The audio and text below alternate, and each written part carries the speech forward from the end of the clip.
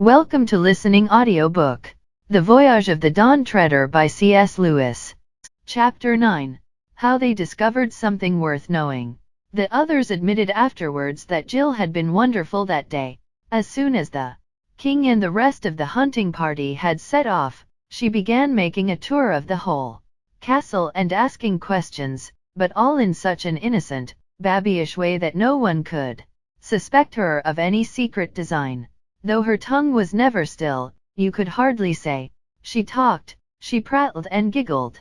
She made love to everyone, the grooms, the porters, the housemaids, the ladies-in-waiting, and the elderly giant lords whose hunting days were past. She submitted to being kissed and pawed about by any number of giantesses, many of whom seemed sorry for her and called her a poor little thing, though none of them explained why. She made especial friends with the cook and discovered the all-important fact there was a scullery door which let you out through the outer wall, so that you did not have to cross the courtyard or pass the great gatehouse. In the kitchen she pretended to be greedy, and ate all sorts of scraps which the cook and scullions delighted to give her. But upstairs among the ladies she asked questions about how she would be dressed for the great feast, and how long she would be allowed to sit up, and whether she would dance with some very, very small giant. And then, it made her hot all over when she remembered it afterwards. She would put her head on one side in an idiotic fashion, which grown ups, giant, and otherwise, thought very fetching, and shake her curls, and fidget, and say, "Oh, I do wish it was tomorrow night, don't you? Do you think the time will go quickly till then?" And all the giantesses said she was a perfect little darling, and some of them dabbed their eyes with enormous handkerchiefs as if they were going to cry. "They're dear little things at that age," said one giantess to another. "It seems almost a pity." Scrub and Puddleglum both did their best, but girls do that kind of thing better than boys. Even boys do it better than Marshwiggles. At lunchtime something happened which made all three of them more anxious than ever to leave the castle of the gentle giants. They had lunch in the great hall at a little table of their own, near the fireplace. At a bigger table, about 20 yards away, half a dozen old giants were lunching. Their conversation was so noisy, and so high up in the air, that the children soon took no more notice of it than you would of hooters outside the window or traffic noises in the street. They were eating cold venison, a kind of food which Jill had never tasted before, and she was liking it. Suddenly Puddleglum turned to them, and his face had gone so pale that you could see the paleness under the natural muddiness of his complexion. He said, "Don't eat another bite." "What's wrong?" asked the other two in a whisper. "Didn't you hear what those giants were saying?" "That's a nice tender haunch of venison," said one of them. "Then that stag was a liar," said another. "Why?" said the first one. "Oh," said the other. "They say that when he was caught he said, 'Don't kill me, I'm tough. You won't like me.'" For a moment Jill did not realize the full meaning of this, but she did when Scrub's eyes opened wide with horror and he said, "So we've been eating a talking stag." This discovery didn't have exactly the same effect on all of them. Jill, who was new to that world, was sorry for the poor stag and thought it rotten of the giants to have killed him. Scrub, who had been in that world before and had at least one talking beast as his dear friend, felt horrified, as you might feel about a murder. But Puddleglum, who was Narnian born, was sick and faint, and felt as you would feel if you found you had eaten a baby. "We've brought the anger of Aslan on us," he said. "That's what comes of not attending to the signs.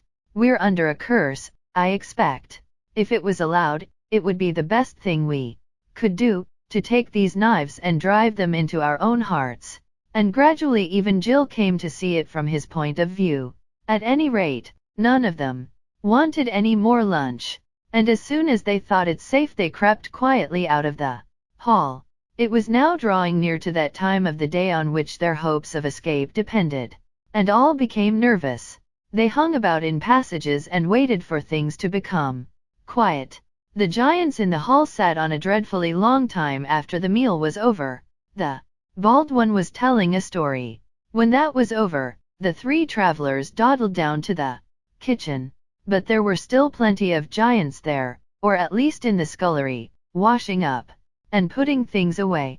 It was agonizing, waiting till these finished their jobs and, one by one, wiped their hands and went away.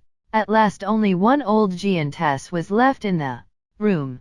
She pottered about, and at last the three travelers realized with horror that she did not intend to go away at all. Well, dearies, she said to them, that job's about through. Let's put the kettle there. That'll make a nice cup of tea presently. Now I can have a little bit of a rest. Just look into the scullery, like good poppets, and tell me if the back door is open. Yes, it is, said Scrub. That's right. I always leave it open so as Puss can get in and out, the poor thing. Then she sat down on one chair and put her feet up on another. I don't know as I might unty have 40 winks, said the giantess. If only that blarney hunting party doesn't come back too soon. All their spirits leaped up when she mentioned 40 winks, and flopped down again. When she mentioned the return of the hunting party. When do they usually come back? Asked Jill. You never can tell, said the giantess. But there, go and be quiet for a bit, my dearies. They retreated to the far end of the kitchen, and would have slipped out into the scullery there and then if the giantess had not sat up, opened her eyes, and brushed away a fly. Don't try it till we're sure she's really asleep, whispered Scrub, or it'll spoil everything. So they all huddled at the kitchen end, waiting and watching. The thought that the hunters might come back at any moment was terrible, and the giantess was fidgety. Whenever they thought she had really gone to sleep, she moved. I can't bear this, thought Jill. To distract her mind, she began looking about her. Just in front of her was a clean wide table with 2 clean pie dishes on it, and an open book. They were giant pie dishes, of course. Jill thought that she could lie down just comfortably in one of them. Then she climbed up on the bench beside the table to look at the book. She read, Mallard. This delicious bird can be cooked in a variety of ways. It's a cookery book, thought Jill without much interest, and glanced over her shoulder. The giantess's eyes were shut, but she didn't look as if she were properly asleep. Jill glanced back at the book. It was arranged alphabetically, and at the very next entry her heart seemed to stop beating. It ran, Man, this elegant little bipt has long been valued as a delicacy. It forms a traditional part of the autumn feast, and is served between the fish and the joint. Each man. But she could not bear to read any more. She turned round. The giantess had wakened up, and was having a fit of coughing. Jill nudged the other two and pointed to the book. They also mounted the bench and bent over the huge pages. Scrub was still reading about how to cook men when Puddleglum pointed to the next entry below it. It was like this. Marshwiggle. Some authorities reject this animal altogether as unfit for giants' consumption because of its stringy consistency and muddy flavor. The flavor can, however, be greatly reduced if Jill touched his feet, and Scrub's, gently. All three looked back at the giantess. Her mouth was slightly open, and from her nose there came a sound which at that moment was more welcome to them than any music. She snored. And now it was a question of tiptoe work, not daring to go too fast, hardly daring to breathe, out through the scullery. Giant sculleries smell horrid, out at last into the pale sunlight of a winter afternoon. They were at the top of a rough little path which ran steeply down, and, thank heavens, on the right side of the castle, the city ruinous was in sight. In a few minutes they were back on the broad, steep road which led down from the main gate of the castle. They were also in full view from every single window on that side. If it had been 1, or 2, or 5 windows, there'd be a reasonable chance that no one might be looking out. But there were nearer 50 than 5. They now realized, too, that the road on which they were, and indeed all the ground between them and the city ruinous, didn't offer as much cover as would hide a fox. It was all coarse grass and pebbles and flat stones. To make matters worse, they were now in the clothes that the giants had provided for them last night, except Puddleglum, whom nothing would fit.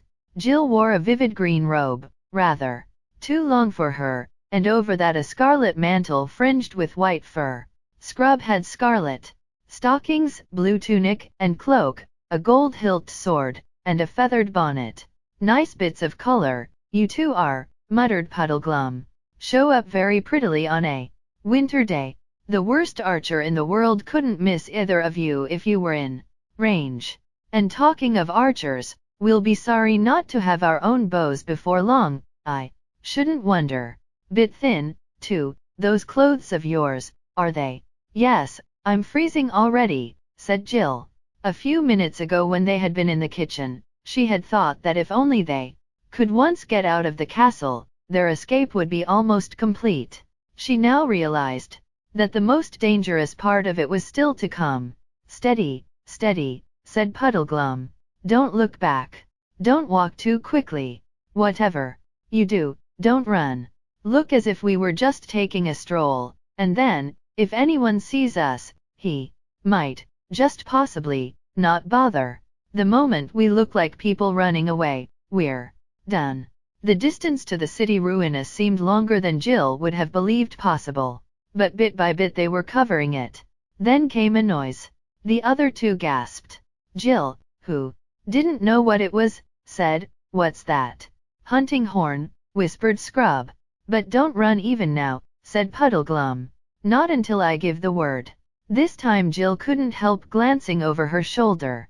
There, about half a mile away, was the hunt returning from behind them on the left. They walked on. Suddenly a great clamor of giant voices arose, then shouts and hollers. "They've seen us." "Run," said Puddleglum. Jill gathered up her long skirts, horrible things for running in, and ran. There was no mistaking the danger now. She could hear the music of the hounds. She could hear the king's voice roaring out, after them, or we'll have no man-pies tomorrow." She was last of the three now, cumbered with her dress, slipping on loose stones, her hair getting in her mouth, running pains across her chest. The hounds were much nearer. Now, she had to run uphill, up the stony slope which led to the lowest step of the giant stairway. She had no idea what they would do when they got there, or how they would be any better off even if they reached the top. But she didn't think about that. She was like a hunted animal now. As long as the pack was after her, she must run till she dropped. The Marshwiggle was ahead. As he came to the lowest step he stopped, looked a little to his right, and all of a sudden darted into a little hole or crevice at the bottom of it. His long legs, disappearing into it, looked very like those of a spider. Scrub hesitated and then vanished after him. Jill, breathless and reeling, came to the place about a minute later. It was an unattractive hole, a crack between the earth and the stone about 3 feet long and hardly more than a foot high. You had to fling yourself flat on your face and crawl in. You couldn't do it so very quickly either. She felt sure that a dog's teeth would close on her heel before she had got inside. "Quick, quick! Stones! Fill up the opening!" came Puddleglum's voice in the darkness beside her. It was pitch black in there, except for the gray light in the opening by which they had crawled in. The other two were working hard. She could see Scrub's small hands and the Marshwiggle's big, frog-like hands black against the light, working desperately to pile up stones. Then she realized how important this was and began groping for large stones herself, and handing them to the others. Before the dogs were baying and yelping at the cave mouth, they had it pretty well filled, and now, of course, there was no light at all. "Farther in, quick," said Puddleglum's voice. "Let's all hold hands," said Jill. "Good idea," said Scrub, but it took them quite a long time to find one another's hands. In the darkness, the dogs were sniffing at the other side of the barrier now. "Try if we can stand up," suggested Scrub. They did and found that they could. Then Puddleglum holding out a hand behind him to Scrub, and Scrub holding a hand out behind him to Jill, who wished very much that she was the middle one of the party and not the last. They began groping with their feet and stumbling forwards into the blackness. It was all loose stones underfoot. Then Puddleglum came up to a wall of rock. They turned a little to their right and went on. There were a good many more twists and turns. Jill had now no sense of direction at all, and no idea where the mouth of the cave lay. The question is, came Puddleglum's voice out of the darkness ahead, whether, taking one thing with another, it wouldn't be better to go back, if we can, and give the giants a treat at that feast of theirs, instead of losing our way in the guts of a hill where, 10 to 1, there's dragons and deep holes and gases and water and, ow, let go, save yourselves. I'm dash. After that all happened quickly. There was a wild cry, a swishing, dusty, gravelly noise, a rattle of stones, and Jill found herself sliding, hopelessly sliding, and sliding quicker every moment down a slope that grew steeper every moment. It was not a smooth, firm slope, but a slope of small stones and rubbish. Even if you could have stood up, it would have been no use. Any bit of that slope you had put your foot on would have slid away from under you and carried you down with it. But Jill was more lying than standing.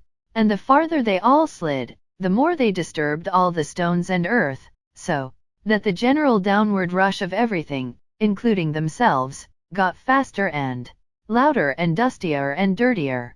From the sharp cries and swearing of the other two, Jill got the idea that many of the stones which she was dislodging were hitting Scrub and Puddleglum pretty hard. And now she was going at a furious rate and felt sure she would be broken to bits at the bottom. Yet somehow they weren't. They were a mass of bruises, and the wet sticky stuff on her face appeared to be blood. And such a mass of loose earth, shingle, and larger stones was piled up round her, and partly over her, that she couldn't get up. The darkness was so complete that it made no difference at all whether you had your eyes open or shut. There was no noise. And that was the very worst moment Jill had ever known in her life. Supposing she was alone, supposing the others. Then she heard movements around her. And presently all three, in shaken voices, were explaining that none of them seemed to have any broken bones. We can never get up that again, said Scrub's voice. And have you noticed how warm it is? Said the voice of Puddleglum. That means we're a long way down. Might be nearly a mile. No one said anything. Some time later Puddleglum added, my tinderbox has gone. After another long pause Jill said, I'm terribly thirsty. No one suggested doing anything. There was so obviously nothing to be done. For the moment, they did not feel it quite so badly as one might have expected. That was because they were so tired. Long afterwards, without the slightest warning, an utterly strange voice spoke. They knew at once that it was not the one voice in the whole world for which each had secretly been hoping, the voice of Aslan. It was a dark, flat voice, almost, if you know what that means, a pitch-black voice. It said, what make you here, creatures of the overworld? Chapter 10. Travels without the sun. Who's there? Shouted the three travelers. I am the warden of the marches of Underland, and with me stand 100 earthmen. In arms, came the reply. Tell me quickly who you are and what is your errand in the deep realm. We fell down by accident, said Puddleglum, truthfully enough. Many fall down, and few return to the sunlit lands, said the voice. Make ready now to come with me to the Queen of the Deep Realm. What does she want with us? Asked Scrub cautiously. I do not know, said the voice. Her will is not to be questioned but obeyed. While he said these words there was a noise like a soft explosion and immediately a cold light, grey with a little blue in it, flooded the cavern.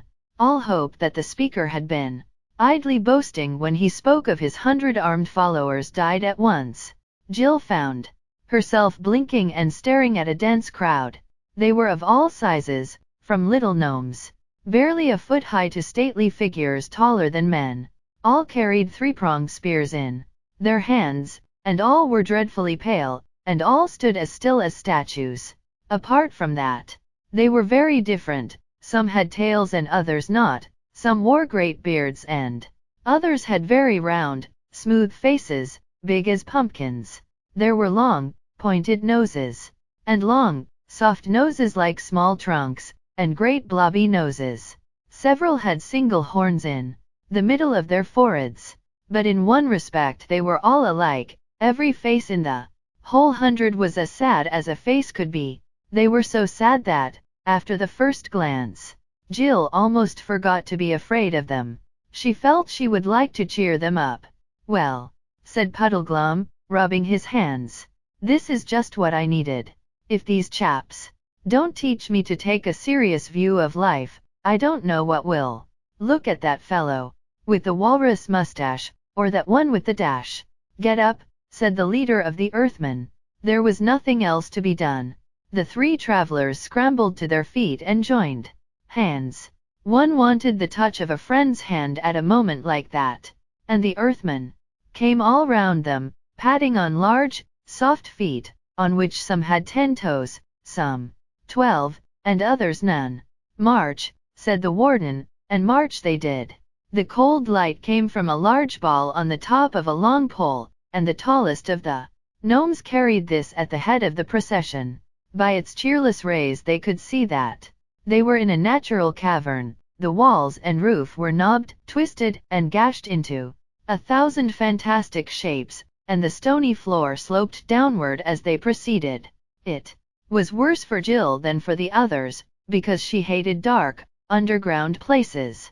And when, as they went on, the cave got lower and narrower, and when, at last, the light-bearer stood aside, and the gnomes, one by one, stooped down, all except the very smallest ones, and stepped into a little dark crack and disappeared, she felt she could bear it no longer. "I can't go in there, I can't. I can't. I won't," she panted. The Earthmen said nothing but they all lowered their spears and pointed them at her. "Steady, Pole," said Puddleglum. "Those big fellows wouldn't be crawling in there if it didn't get wider later on. And there's one thing about this underground work, we shan't get any rain." "Oh, you don't understand." "I can't," wailed Jill. "Think how one felt on that cliff pole," said Scrub. "You go first, Puddleglum, and I'll come after her." "That's right," said the Marshwiggle, getting down on his hands and knees. "You keep a grip of my heels, Pole, and Scrub will hold on to yours. Then we'll all be comfortable." "Comfortable," said Jill. But she got down and they crawled in on their elbows. It was a nasty place. You had to go flat on your face for what seemed like half an hour, though it may really have been only 5 minutes. It was hot. Jill felt she was being smothered. But at last a dim light showed ahead, the tunnel grew wider and higher, and they came out, hot, dirty, and shaken, into a cave so large that it scarcely seemed like a cave at all. It was full of a dim, drowsy radiance, so that here they had no need of the Earthman's strange lantern. The floor was soft with some kind of moss, and out of this grew many strange shapes, branched and tall like trees, but flabby like mushrooms. They stood too far apart to make a forest. It was more like a park. The light, a greenish-gray, seemed to come both from them and from the moss, and it was not strong enough to reach the roof of the cave, which must have been a long way overhead.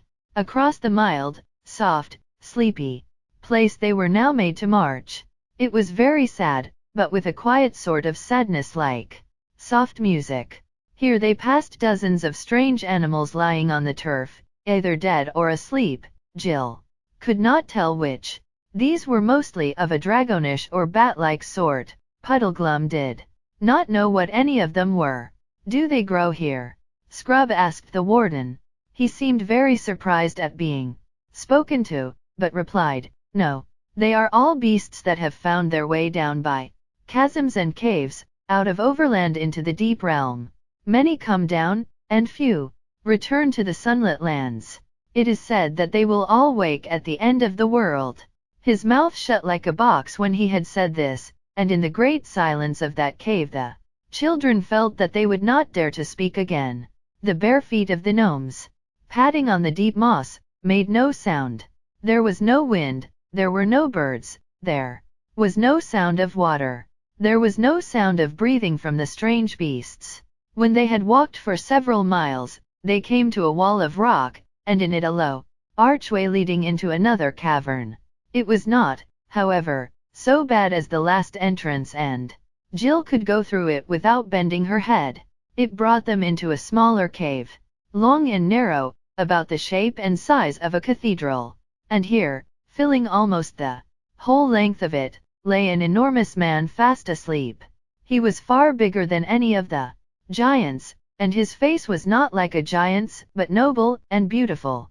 His breast rose and fell gently under the snowy beard which covered him to the waist.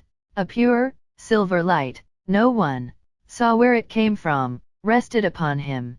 "Who's that?" asked Puddleglum. And it was so long since anyone had spoken, that Jill wondered how he had the nerve. "That is old Father Time, who once was a king in Overland," said the warden. "And now, he has sunk down into the deep realm and lies dreaming of all the things that are done in the upper world. Many sink down, and few return to the sunlit lands. They say he will wake at the end of the world." And out of that cave they passed into another, and then into another and another, and so on till Jill lost count, but always they were going downhill and each cave was lower than the last, till the very thought of the weight and depth of earth above you was suffocating. At last they came to a place where the warden commanded his cheerless lantern to be lit again. Then they passed into a cave so wide and dark that they could see nothing of it, except that right in front of them a strip of pale sand ran down into still water. And there, beside a little jetty, lay a ship without mast or sail but with many oars. They were made to go on board her and led forward to the bows where there was a clear space in front of the rowers' benches and a seat running round inside the bulwarks. "One thing I'd like to know," said Puddleglum, "is whether anyone from our world, from up atop, I mean, has ever done this trip before."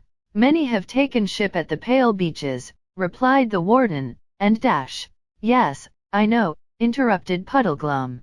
"And few return to the sunlit lands." "You needn't say it again.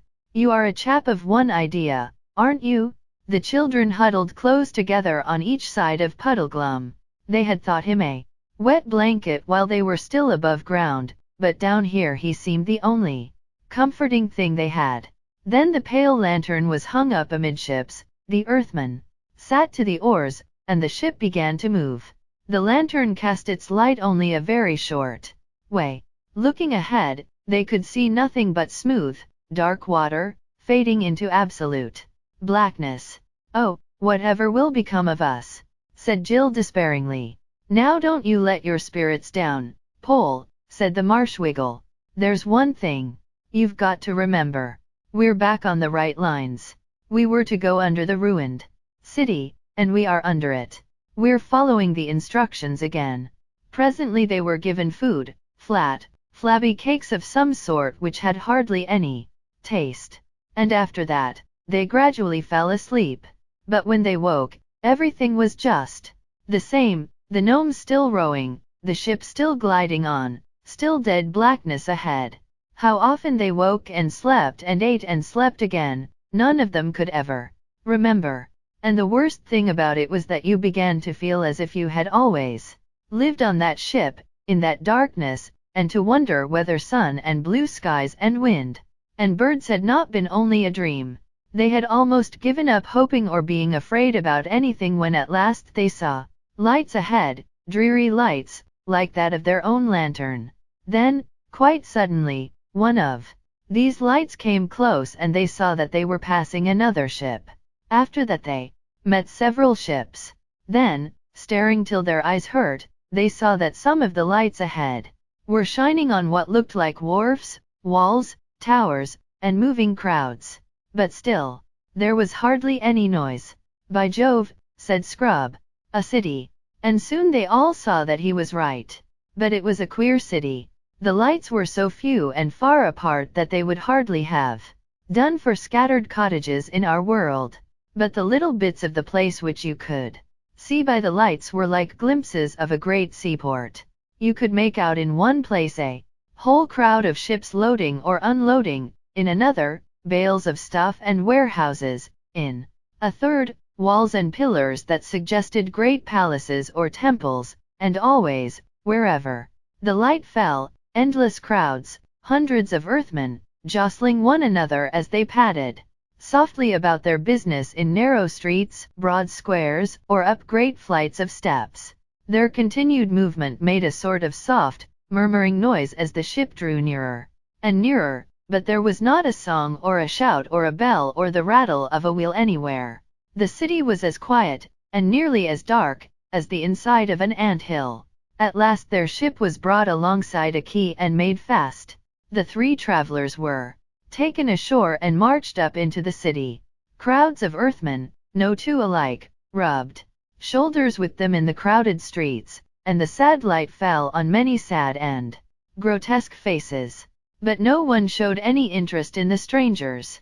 Every gnome seemed to be as busy as it was sad, though Jill never found what they were so busy about.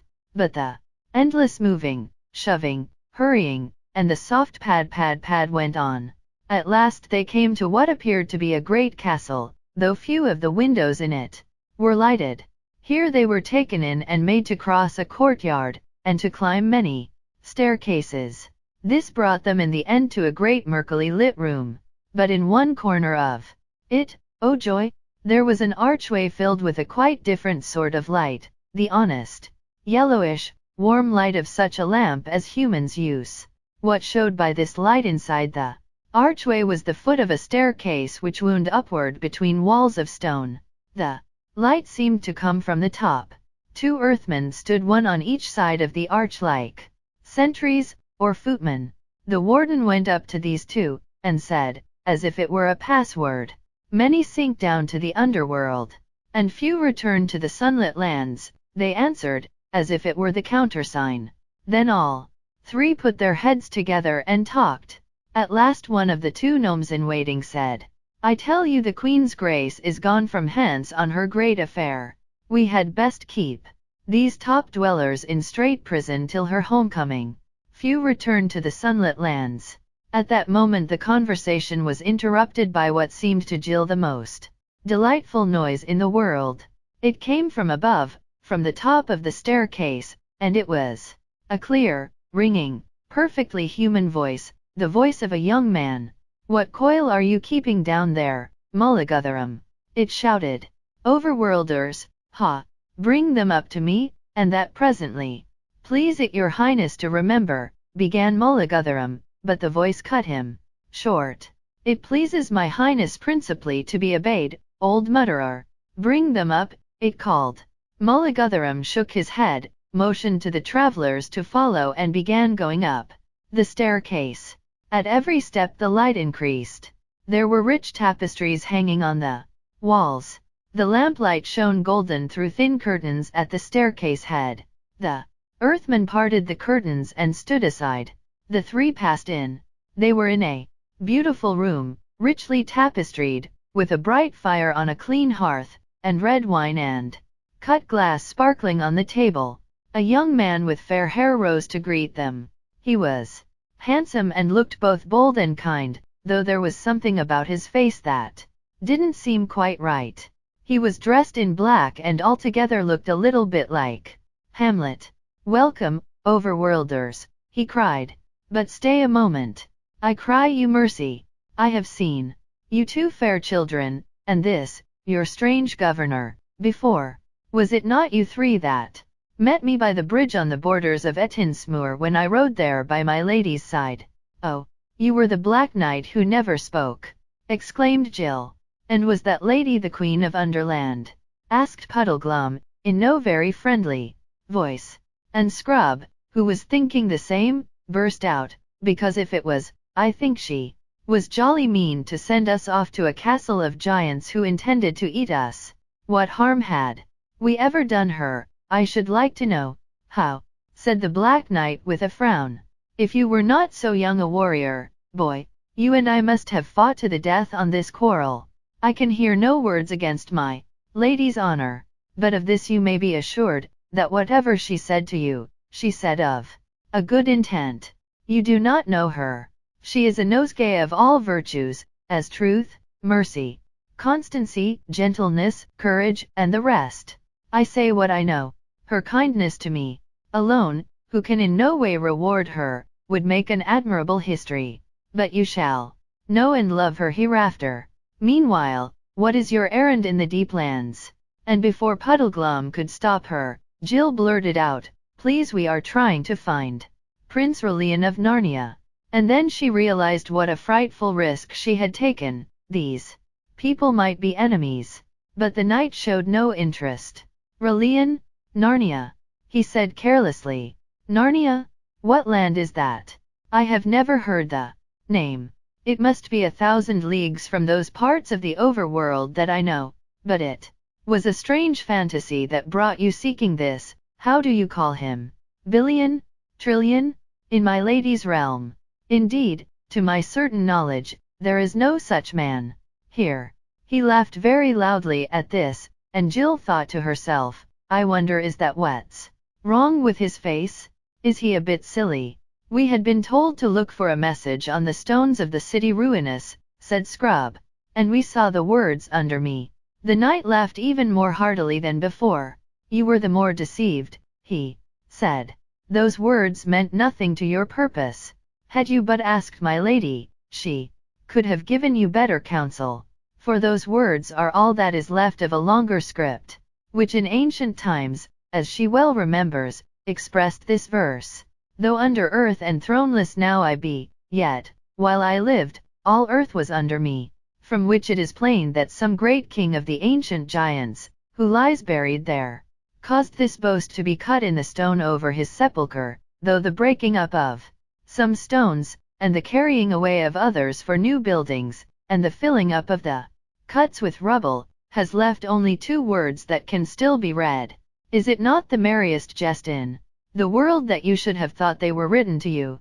This was like cold water down the back to Scrub and Jill, for it seemed to them very likely that the words had nothing to do with their quest at all, and that they had been taken in by a mere accident. Don't you mind him, said Puddleglum. There are no accidents.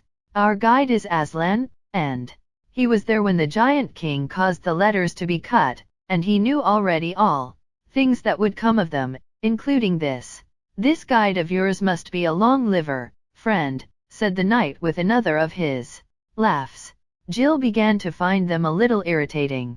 And it seems to me, sir, answered Puddleglum, that this lady of yours must be a long liver too, if she remembers the verse as it was when they first cut it.